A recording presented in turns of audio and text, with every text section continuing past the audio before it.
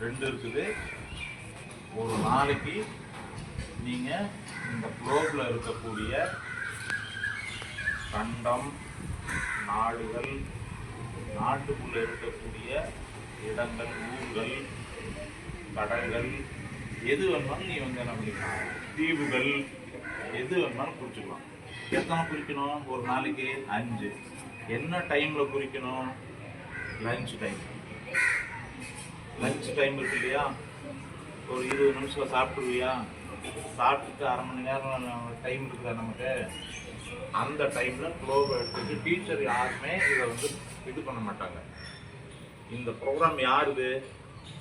உங்களுக்கு. யாருடைய ப்ரோக்ராமு? மாணவர்களுடைய ப்ரோக்ராம். டீச்சருங்க குளோபேடு அதை எழுது அப்படின்னு எதுவுமே சொல்ல மாட்டாங்க. சரியா? நீங்களா குளோபேடு எடுக்கிறீங்க, டீச்சரை கேட்டு நீங்களா ஒரு நாளைக்கு 5 இடம் குறிக்கிறீங்க. அப்போ திங்கள், செவ்வாய், புதன், வியாழன் ஒவ்வொரு நாளும் 5 இடம் வந்ததுன்னா 20 இடம் உங்கள் கையில் இருக்குமா? மறந்து போச்சுன்னா என்ன பண்ணணும்? நீ எழுதியிருக்கிற மறந்து போச்சுன்னா அடுத்த நாள் நீ குளோபை எடுக்கிறீல்ல, அப்போ நீ பார்த்துக்கணும் எங்கடா இருக்குதுன்னு. அடுத்தது வெள்ளிக்கிழமை தான் ஒரு முக்கியமான வேலை செய்யப்படுங்க. இப்போ நான் 20 இடம் குறிச்சிருக்கிறேன், தம்பி 20 இடம் குறிச்சிருக்கிறான். இவன் ஞாபகத்தில் வச்சிருக்கிறானான்னு ஒரு செக் பண்ணணுமா இல்லையா? செக் பண்ணணும்ல. அப்போ என்ன பண்ணணும்? குளோபு நான் வச்சுருவேன், தம்பி எழுதின நோட்டை நான் வாங்கிக்குவேன். இப்போ தம்பி இதில் எத்தனை எழுதி வச்சிருக்கிறான்? 20 எழுதி வச்சிருக்கானா? 20ல் நான் வந்து குறிப்பிட்டு 5 பிளேஸ் மட்டும் கேட்பேன். டர்க்கி அப்படின்னா அவன் என்ன பண்ணணும்? அந்த இடத்த சுற்றி டர்க்கின்னு தொட்டு காமிக்கணும். பசிபிக் ஓசன் அப்படின்னு எழுதியிருந்தானா பசிபிக் ஓசன் நான் கேட்பேன். பார்த்து அவன் அந்த இங்கே இருக்குது அப்படின்னு சொல்லணும். 5க்கு 5னா நீயே வந்து என்ன பண்ணிடலாம், 5க்கு 5 மார்க் கொடுத்துடலாம். அந்த 20ல் 5 தான் நீ கேட்கணும், எங்கேயாவது ஒன்று எடுத்து. ஓகே, தம்பின்னா தம்பி. அப்போ தப்பாக ஒன்று சொல்லிட்டான்னு வச்சுக்கோங்க, அப்போ அவன் என்ன பண்ணிக்குவான்? எங்கடா இருக்குது அப்படின்னு பார்த்து மறுபடியும் மெமரிக்கு கொண்டு வந்துடுவான். அப்போ ஒரு வாரத்துக்கு 20 பிளேஸ் உங்ககிட்ட இருக்கும். ஒரு மாதத்துக்கு 4 வாரம் எத்தனை பிளேஸ் நீ மெமரி கொண்டு வந்திருப்ப? 80. ஒரு மாசத்துல எத்தனை இடம் உனக்கு குளோபில் தெரியும்? 80 இடம். சரியா? இது வந்து ஒரு மாசத்துக்கு 80 இடம். அப்ப 3 மாசத்துக்கு 240 இடம் உனக்கு தெரியும். சரியா? ஒரு 3 மாசம் கழிச்சு உனக்கு காம்படிஷன் வைப்பான். 240 இடம் நீ வச்சிருக்கிறீல்ல, அடுத்தது நாங்கள் வருவோம், யார் வருவார்? உனதுல எடுத்து அந்த 240 இடத்துல 5 இடம் கேட்போம், காமிக் சொல்லு. அதில் யார் வந்து ஃபுல் மார்க் எடுக்கிறியோ அவங்களுக்கு ப்ரைஸ். பண்ணிடலாமா? இது யாருடைய ப்ரோக்ராமு? உங்களுடைய ப்ரோக்ராம். டீச்சருங்க எதுலையுமே ஹெல்ப் பண்ண மாட்டாங்க. நீயே பார்த்துக்கணும், நீயே கரெக்ஷன் போட்டுக்கணும், நீயே தப்பை தெரிஞ்சுக்கணும், நீயே பிளேஸை இது பண்ணிக்கணும். பண்ணிடலாமா? 3 மாதம் கழித்து நாங்கள் வருவோம், உனக்கு தெரியுதா அப்படின்ட்டு. ஃபுல் மார்க் எடுக்கிறவங்களுக்கு ஒரு ப்ரைஸ் பரிசு. பண்ணிடலாமா? இல்லை எதுனா சிரமம் இருக்குதா? இல்லை இப்போ குறி பார்க்கலாம். நீ அது வேணா கொடுங்க. இப்போ நீ பார்த்து என்ன பிடிக்குதோ என்ன பிளேஸ் பிடிக்குதோ 5 பிளேஸ்.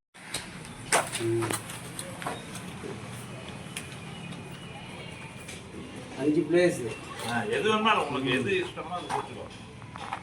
டேட் போட்டுருங்க, இன்னைக்கு டேட் போட்டுக்கணும். சரியா? இப்போ நீங்கள் இது பண்ணுறீங்கல்ல, இப்போ மதியம் குளோப் எடுத்து உங்கள் கிளாஸ்மேட்ஸ் இருக்கிறாங்க இல்லையா, அவங்களுக்கு இப்போ நாங்கள் எப்படி உங்களுக்கு சொல்லி கொடுத்தோமோ அவங்களுக்கு சொல்லி விட்டுறணும். இதுதான்டா பண்ண போகிறோம் அப்படின்னு சொல்லி. ஓகே, இதில் இப்போ ஒரு கிளாஸ் தான் இருக்காங்க மேடம், இவங்க எல்லாமே ஒரே கிளாஸா? 5th தான். 5th ஒரு கிளாஸ் தான். Tamil medium, English medium 2 class இருக்கு. ப்ரோக்ராமை வந்து தலைமை எடுத்து நடத்த போகிறது யாரு? நீங்கள் பண்ணுறீங்களா? ப்ரோக்ராம் உங்களுக்கு. ஆனால் இதுக்கு தலைவர். இப்போ எதாக இருந்தாலுமே இப்போ ஹெச்எம் வந்து உன்னை தான் கேட்பாங்க. நீ வந்து இன்னைக்கு ப்ரோக்ராமு குளோபை எடுத்து பயன்படுத்திட்டு வந்து ஹெச்எம் கிட்ட சொல்லிடணும். இன்னைக்கு எல்லா ஸ்டூடெண்ட்டும் நாங்கள் குளோபை யூஸ் பண்ணிட்டோம் அப்படின்ட்டு ஹெச்எம் கிட்ட ரிப்போர்ட் பண்ணிடணும். சரியா? உன் பேர் எனக்கு என்ன? ஸ்வஸ்திகா தான் லீடர் இந்த ப்ரோக்ராம். புரியுதா? டீச்சர் கிடையாது, ஹெச்எம் கிடையாது. இது யாருடைய ப்ரோக்ராம்? உங்களுடைய ப்ரோக்ராம். ஸ்வஸ்திகா தான் இந்த ப்ரோக்ராமுக்கு லீடர். ஆனால் பொறுப்பாக என்ன பண்ணணும், இதை பயன்படுத்தணும். எழுதியாச்சா? தொட்டு பார்த்து எழுது. எந்த ஏரியா எங்கே இருக்குதுன்னு தொட்டு பார்த்து எழுது. கொஞ்சம் பெருசாக இருந்த மேடம், அவங்களுக்கு ஈஸி. ஒரு 2-3 பேர் கூட எதுங்க மேடம் எடுத்துட்டு வாங்க மேடம். யார் யாரையும் பார்க்காது. உனக்கு பிடிச்ச பிளேஸை, உனக்கு பிடிச்ச நாடு, உனக்கு பிடிச்ச கடல், உனக்கு பிடிச்ச கண்டம் இருக்குல்ல, அதை எழுதிக்கணும்.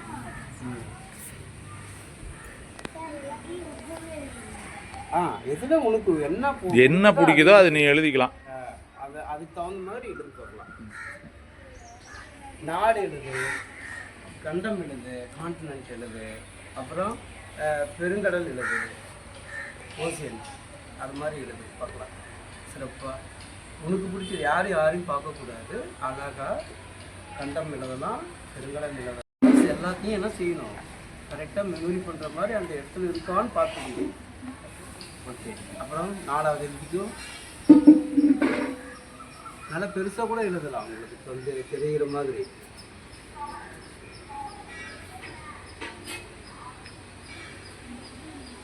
கடல் எழுதலாம்,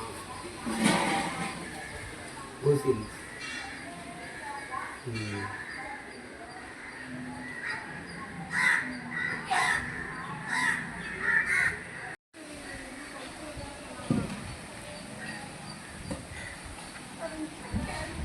பிடிச்சாச்சா?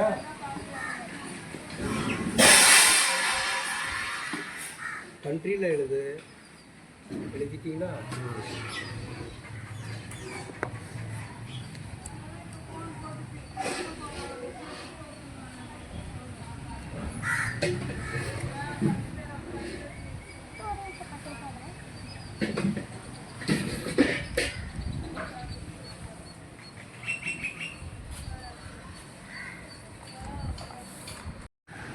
மாணவர்கள் ஏற்கனவே நம்ம அறிமுகப்படுத்திய அந்த மேப் ரீடிங் பயிற்சியை தொடர்ந்து அவங்க செஞ்சுக்கிட்டே வராங்க. இப்போ ஏறக்குறைய ஒரு 200 இடங்களுக்கு மேலே அவங்க காண்பிக்கக்கூடிய ஒரு திறன்களை பெற்றிருக்காங்க. இப்போ நம்ம சொன்ன மாதிரி குழந்தைகளே வந்து எவால்யூஷன் பண்ணிக்கிறாங்க. இப்போ ஒருத்தர் வந்து ஒரு 100 இடம் 200 இடம் பார்த்து பழகியிருக்காரு அப்படின்னா அவங்களே வந்து எவால்யூட் பண்ணுறாங்க. இதில் வந்து நம்ம டீச்சர்ஸுக்கு எவால்யூஷன் பார்ட்டு வந்து கிடையாது. குழந்தைங்களே வந்து அவங்க எவால்யூட் பண்ணிக்கிறாங்க. ஆஸ்திரேலியா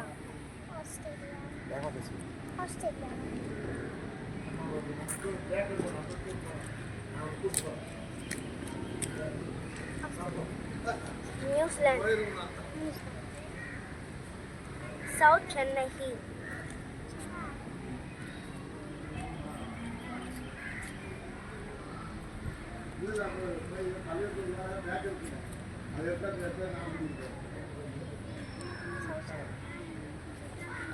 சைனா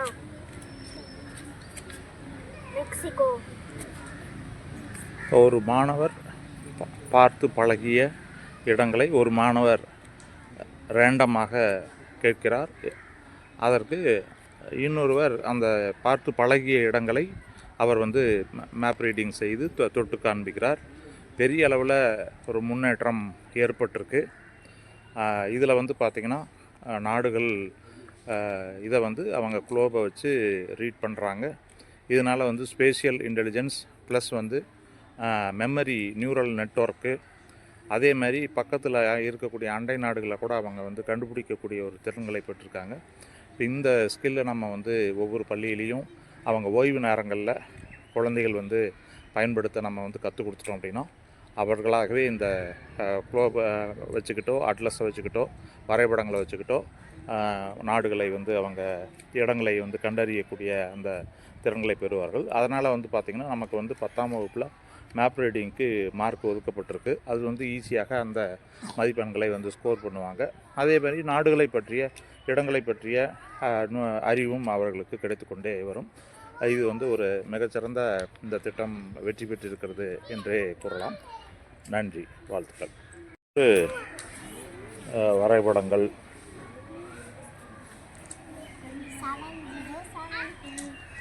இதே வந்து இடங்களை வந்து ஃபிக்ஸ் பண்ணுற மாதிரி ஒரு மேட்சிங் ஃபிக்ஸ் பண்ணுற மாதிரி ஒரு ஆக்டிவிட்டீஸை குழந்தைகள் செஞ்சுக்கிட்டு இருக்காங்க. இதெல்லாம் வந்து கற்றலில் வந்து மாணவர்களுக்கு ஒரு உத்வேகங்களை அளிக்கக்கூடிய ஒரு ப்ரோக்ராமாக இருக்கும். நன்றி.